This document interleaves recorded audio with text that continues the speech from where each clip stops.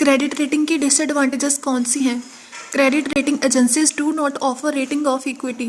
हमने पहले पढ़ा था ना, जो क्रेडिट रेटिंग है उसमें बॉन्ड्स, डिबेंचर्स, प्रेफरेंस शेयर की रेटिंग तो की जाती है, लेकिन इसमें इक्विटी शेयर्स की रेटिंग नहीं की जाती। Rating is done only for bonds, debentures and other kinds of instruments of debts. जो क्रेडिट रेटिंग है उसमें सिर्फ bonds, debentures and other kinds of instruments जो कि डेट के लिए इशू किए जाते हैं, सिर्फ उनकी ही रेटिंग की जाती है। Rating are to be updated as it becomes outdated soon. Ratings को इसमें क्या करना पड़ता है? अपडेट रखना पड़ता है, उनमें टाइम के अकॉर्डिंग चेंजेस करने पड़ते हैं, जिससे क्या होता है ये जल्दी ही आउटडेटेड हो जाती हैं। Any new and fresh information में easily change the rating.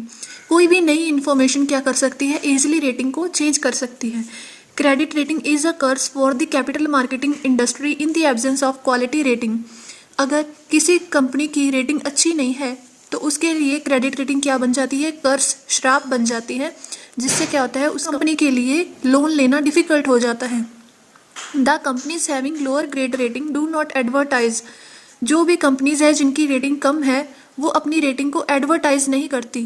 While raising funds from public. जब वो पब्लिक से लोन लेती है तो अपनी रेटिंग को एडवर्टाइज नहीं करती। Rating is done on the present and past historic data of the company, hence it is only a static study. जो रेटिंग है, इनका मानना है कि जो रेटिंग है वो सिर्फ पास्ट और प्रेजेंट डाटा के अकॉर्डिंग ही बनाई जाती है, जिससे क्या होता है ये सिर्फ एक स्टैटिक डाटा है, इससे हमें उस कंपनी की सिचुएशन का पता नहीं लगता। Credit rating don't give any guarantee for soundness of company. Credit rating हमें किसी कंपनी की साउंडनेस के बारे में कोई गारंटी नहीं देती कि आज उस कंपनी की रेटिंग तो बहुत अच्छी है, हमें ये गारंटी नहीं है कि कल जाकर उस कंपनी की रेटिंग खराब हो जाए।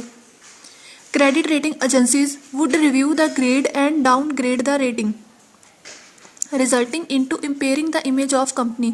जो क्रेडिट रेटिंग एजेंसी है वो किसी भी समय उस कंपनी की ग्रेडिंग को रिव्यू कर सकती हैं, और अगर उसमें कोई चेंजेस होते हैं तो चेंजेस के अकॉर्डिंग उसको कम भी कर सकती हैं और बढ़ा भी सकती हैं, जिससे क्या होता है उस कंपनी की इमेज खराब हो सकती है, उस कंपनी की इमेज के साथ खिलवाड़ होता है।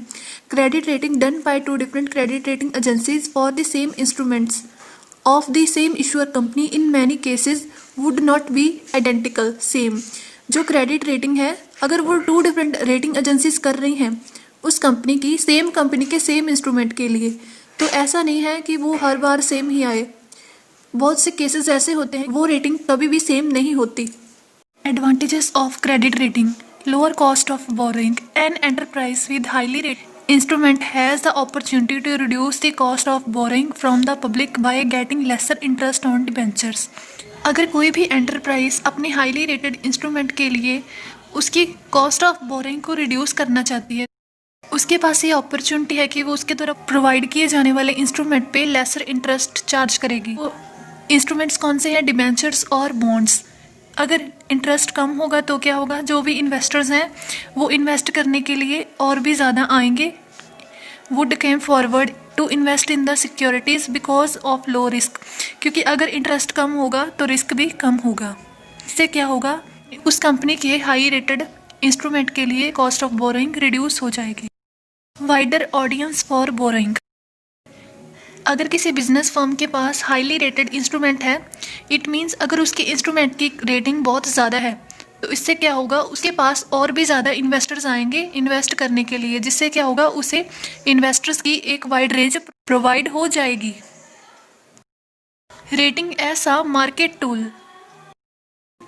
अगर किसी बिजनेस एंटरप्राइज के पास एक रेटेड इंस्ट्रूमेंट है तो इससे क्या हो सकता है? वह अपनी इमेज को इम्प्रूव कर सकती है और वो अपनी रेटिंग्स को ऐसा मार्केटिंग टूल यूज़ करके अपने कस्टमर में डीलिंग के लिए अपनी एक बेटर इमेज क्रिएट कर सकती है। Reduction of cost in public issues. अगर किसी कंपनी के पास उसके इंस्ट्रूमेंट की रेटिंग बहुत ज़्यादा होगी तो इससे क्या होगा? वो और भी ज़्यादा इन्वेस्टर्स को अट्रैक्ट कर पाएगी, जिससे क्या होगा? उसे इन्वेस्टर्स को अट्रैक्ट करने के लिए बहुत ही कम एफर्ट्स करने होंगे, जिससे उसकी कॉस्ट भी रिड्यूस हो जाएगी। Motivation for growth. जो क्रेडिट रेटिंग है वो किसी भी एंटरप्राइज को मोटिवेशन प्रोवाइड करती है ताकि वो ग्रो कर सके, क्योंकि क्रेडिट रेटिंग मिलने पर प्रमोटर्स कॉन्फिडेंट फील करते हैं और अपने बिजनेस ऑपरेशन को एक्सपेंड करने के लिए एनकरेज होते हैं। Superior formation. क्रेडिट रेटिंग से इन्वेस्टर्स को लो कॉस्ट में सुपीरियर इंफॉर्मेशन प्रोवाइड हो जाती है। गाइडेंस, क्रेडिट रेटिंग इन्वेस्टर्स को गाइड करती है कि वो रिस्क को रेटिंग के अकॉर्डिंग कैलकुलेट कर सके। क्रेडिट रेटिंग डेट इंस्ट्रूमेंट्स जैसे कि बॉन्ड्स, डिवेंचर्स के लिए स्टॉक मार्केट में लिक्विडिटी प्रोवाइड करती है। क्विक डिसीजंस, अगर किसी इंस्ट्रूमेंट को पहले ही रेटिंग प्रोवाइड कर दी गई है तो उस रेटिंग के अकॉर्डिंग जो भी इन्वेस्टर्स हैं इजीली एंड क्विक डिसीजंस ले पाते हैं। रिप्रेजेंटेटिव प्राइसिंग, क्रेडिट रेटिंग की हेल्प से क्या होता है, जो भी इंस्ट्रूमेंट का प्राइस है वो और भी रिप्रेजेंटेटिव हो जाता है। जो मार्केट प्राइस होता है वो यूजुअली रेटिंग पे ही बेस्ड होता है। Working of credit rating agencies, bond और debt rating agencies like Moody's and Standard Poor's. ये क्या है, मूडीज एंड स्टैंडर्ड पुअर्स मतलब कि S&P, ये रेटिंग एजेंसीज के नेम हैं, ठीक है। ये बॉन्ड और डेट रेटिंग एजेंसीज हैं जो कि इन्वेस्टर्स को सर्विसेज प्रोवाइड करते हैं। कैसे सर्विसेज प्रोवाइड करते हैं? By grading fixed income securities based on current research. वो रिसर्च करके फिक्स्ड इनकम सिक्योरिटीज़ को ग्रेड प्रोवाइड करते हैं जिससे इन्वेस्टर्स को डिसीजन मेकिंग में हेल्प मिलती है। The rating system indicates the likelihood that the issuer will default either on interest or capital payment.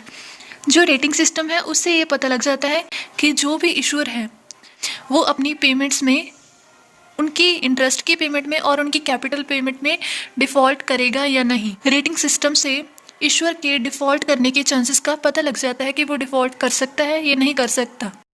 For standard and Poor's मतलब कि जो S&P's रेटिंग एजेंसी है उसमें रेटिंग कहाँ से कहाँ तक होती है, फ्रॉम AAA टू C।